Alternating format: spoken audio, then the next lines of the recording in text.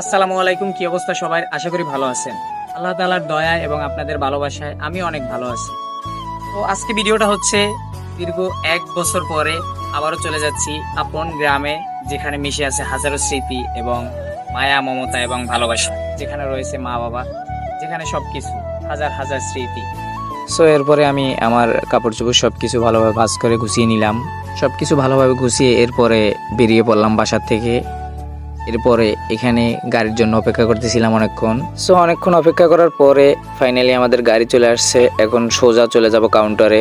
So আমার বাসা থেকে কাউন্টার একটু দূরে, তাই আমি আগে থেকেই বের হয়ে গেছি, আর আমার গাড়ি ছিল সকাল 6টায়। তো ফাইনালি কাউন্টারের কাজ সেরে এরপরে আমি চলে আসলাম আমার গাড়ির কাছে। এরপরে আমার সিটটাকে খুঁজে নিয়ে একটু বসে দেখবো যে সব কিছু ঠিকঠাক আছে কিনা। এরপরে আমি খুব খুশি ছিলাম, কারণ আমার সিট ছিল একেবারে সামনেই, এই জন্য খুবই ভালো লাগতেছিল। আর এইদিকে দেখেন অটোমেটিক কি পরিমাণ জ্যাম আটকে আছে। আমাদের গাড়িটা যে বের করবে ওই সুযোগই ছিল না।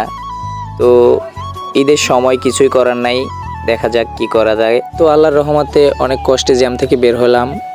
জ্যাম থেকে বের হয়ে এরপরে চট্টগ্রাম সিটি গেট পার হচ্ছি।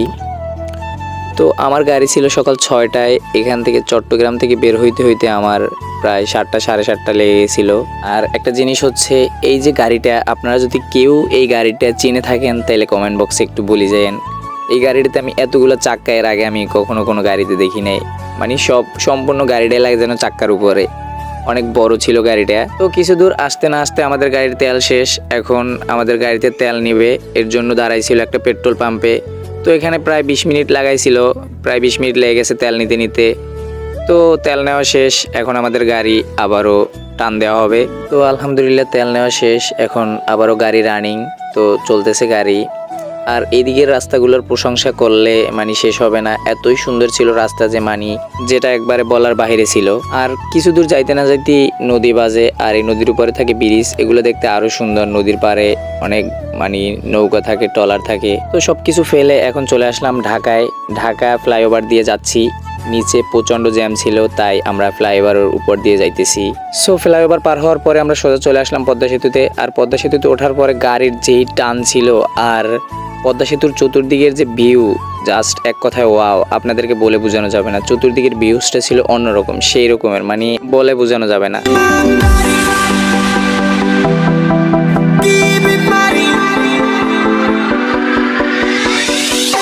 তো পদ্মা সেতু পার হওয়ার পরে কিছু দূরে এসেই এখানে গাড়ি দাঁড় করাইছে, কারণ যারা রোজা রাখে নাই তারা এখানে লাঞ্চ করবে, এই জন্য এখানে দাঁড়াইছে। তো লাঞ্চের সময় ছিল 20 মিনিট, লাঞ্চ করা শেষ সবার। এখন আমাদের গাড়ি আবারও টান দিছে।